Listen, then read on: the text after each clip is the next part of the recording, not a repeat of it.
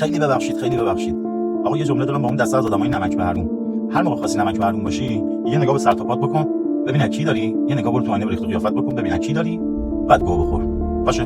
با تشکر از تو حروم لقمه حروم زاده که توقعی بیشتر از اینم نمیرفت ازت، چون عقدا و مادر پدرتو دیده بودیم. اشتباه از ما بود. اشتباه از مایی که مادر پدر طرفو میبینیم ولی باز میگیم آقا این با اونا فرق داره. آقا فرق نداره. دوستان عزیز، همسنای خودم، اینو بدونید، از جو در میاد، از گندم. پس این دختر، این پسر، اینم بچه همون ننه باباست. ننه بابا رو دیدی مطمئن باش دختر خوی اونو داره، حالا چه با تربیت با شخصیت، چه اشانس بد ما بی تربیت بی شخصیت حرومزاده بی خانواده بی لول.